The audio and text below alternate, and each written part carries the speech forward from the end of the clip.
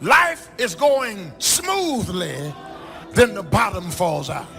Everything is coming up roses, then the bottom falls out. That life starts going your way finally, then the bottom falls out. And when we begin to understand and know that, accepting that reality that we will never ever have things just on an even keel all the time, that you're going to have some ups and you're going to have some downs. But during those down moments, that's where the growth takes place. That's where the work is. You worked on a job 35 years and now you're laid off. You planned for life to work a certain way and then the bottom falls out. You're looking for this and God sends that. That even though you love God does not mean that the bottom will not fall out. You might be going through a season, since darkness is the absence of a thing. You might be going through a season of the absence of a thing that you legitimately need, but it ain't over. You have to be awfully immature to think that every day is going to be a good day. Some days are better than other days. And some days, if it ain't one thing, it's another. One of the things that we know about life is that it is always changing. Sometimes you're up, sometimes you're down. Sometimes things go real well, and sometimes they don't. Sometimes you're happy, and sometimes you're sad. Now that's that thing called life.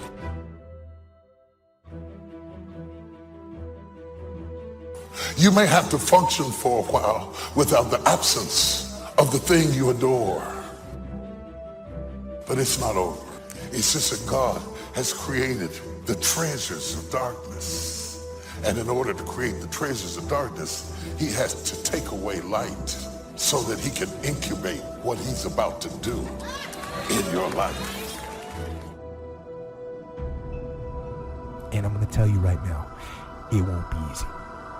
It will be hard because life is hard. That's what life is. And these challenges, they're going to do their best to take you down. Do not let them. Stand up, dig in. In the end, we are only as strong as the adversity that we overcome. The pain of the adversity will eventually subside, but the lesson will always remain.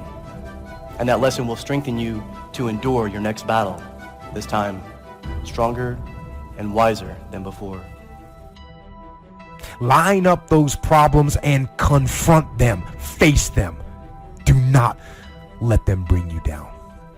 In fact, let those challenges raise you up. Let them elevate you.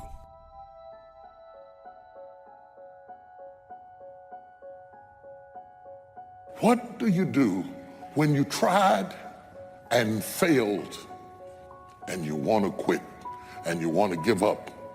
Because trying again means hurting again, means risking again, means believing again, means hoping again. Sometimes you can be blessed and be unhappy. Because even though things are going right, they're not going according to what you had believed and expected, and you know that something is missing out of your life. What do you do when something is missing out of your life and the things that replaced it do not compensate for what you lost? I've always been told how average I can be. Always been criticized about being average.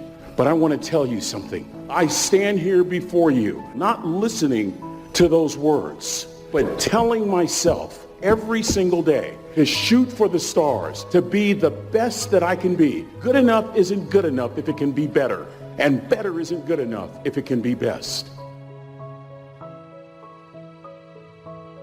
Turn your wounds into wisdom. You will be wounded many times in your life. You'll make mistakes. Some people will call them failures. But I have learned that failure is really God's way of saying, excuse me, you're moving in the wrong direction. Other than death, all failure is psychological.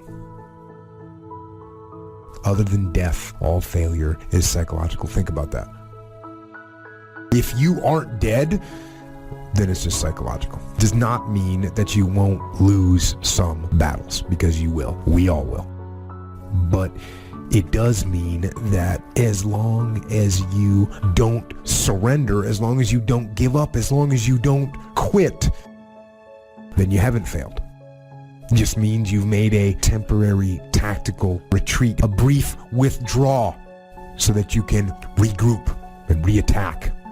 If you get beat, unless you're dead, you are not defeated. And you have not failed. What you've done is you've learned. You've gained experience, and you're still alive. So get up and go get after it. We all live in this bubble. What you got to do to get the life that God wants you to have, you got to put more air in your bubble. You got to blow your bubble up. Expand yourself. Take yourself out your comfort zone. Put some more air in your bubble. If you stay in your comfort zone, that's where you will fail. You will fail in your comfort zone. Success is not a comfortable procedure. It is a very uncomfortable thing to attempt. So you got to get comfortable being uncomfortable if you ever want to be successful. People say you have to have a lot of passion for what you're doing, and it's totally true. And the reason is because it's so hard that if you don't, any rational person would give up. It's really hard, and you have to do it over a sustained period of time. So if you don't love it, if you're not having fun doing it, you don't really love it, you're going to give up. And that's what happens to most people, actually. If you really look at the ones that ended up, being successful, unquote, in the eyes of society, and the ones that didn't, oftentimes it's the ones that are successful loved what they did so they could persevere, when it got really tough. And the ones that didn't love it quit.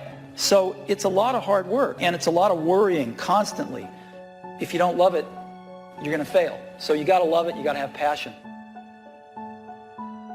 If you think ordinary's cool, ain't no problem. It's some really wonderful ordinary people. But if you are sitting in this room and you have extraordinary aspirations, then you're going to have to do extra. You put extra on top of ordinary and you come up with extraordinary. It's no other way. But here's the fact. All of you have extraordinary capabilities. All of you. You have to decide if you are willing to do the things to put you in that category. Rich people don't sleep 8 hours a day. That's a third of your life. He who loves to sleep and the folding of hands, poverty will set upon you like a thief in the night.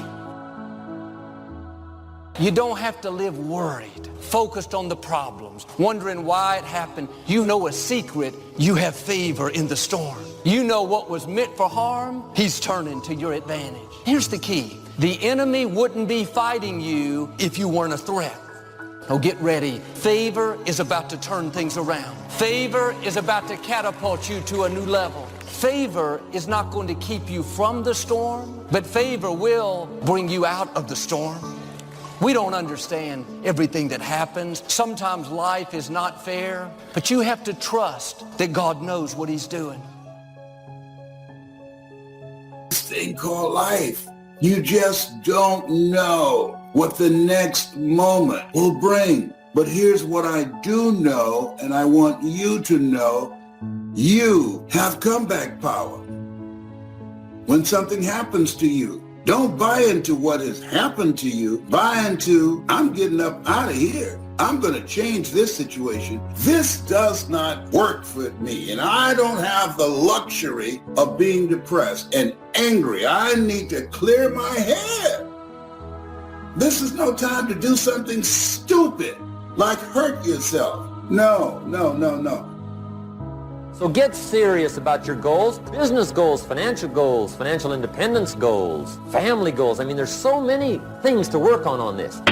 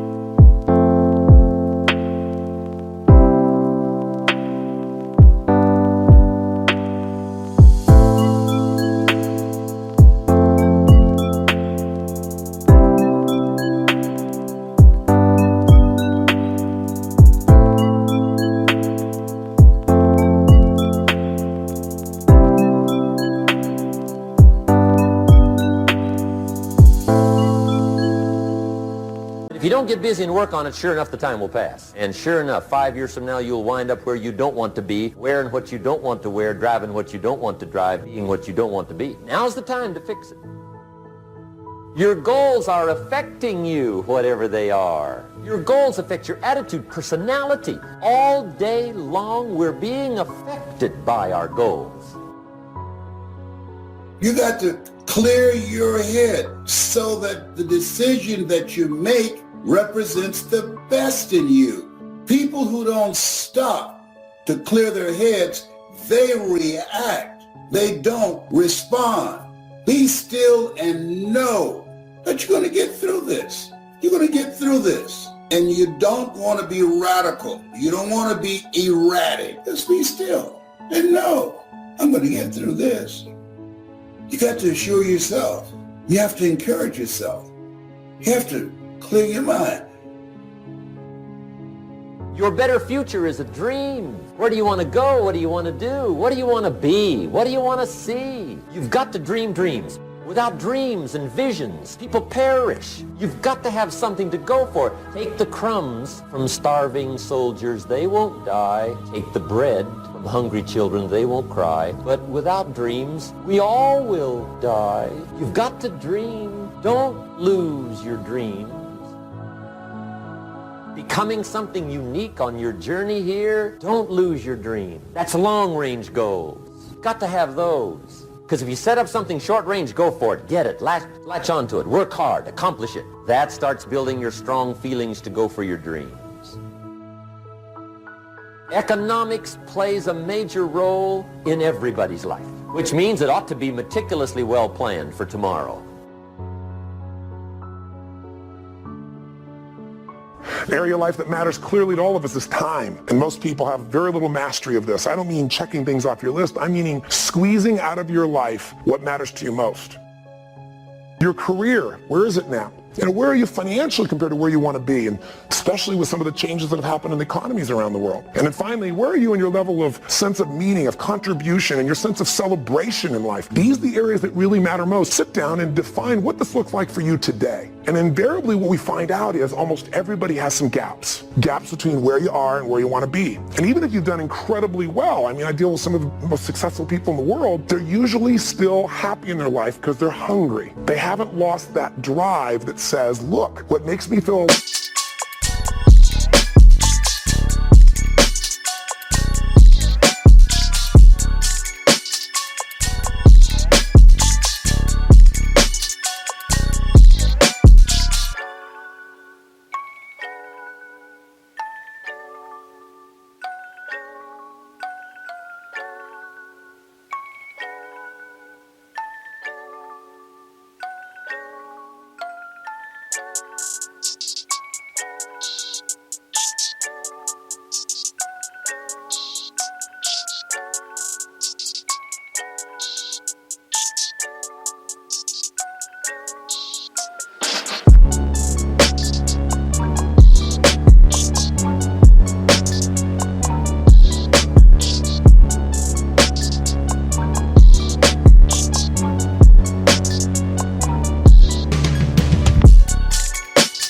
live is to know I'm growing. If my life's going to get better, I got to get better. I can't just hope it. And if my life is going to be rich emotionally, it's got to be expanding. And they know that. If you work your tail off at work to take care of your family and be the best at what you can do, if your career's going really well, isn't that the nature of human beings?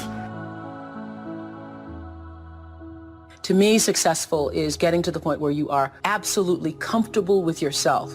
It does not matter how many things you have acquired.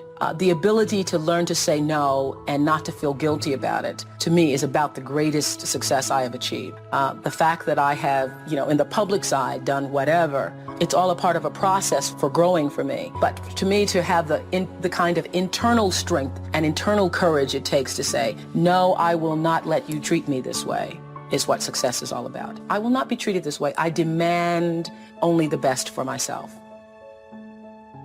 We tend to focus on things we feel confident in, we know what to do in, and the other stuff we kind of hope it all comes together and try not to think about it too much, but it all affects us. You got to start with what it is you really, truly want now. You got to start with that end in mind. And then once you understand there is a gap between where you are and where you want to be, here's all we do. We believe that the most powerful way to change anything is total immersion.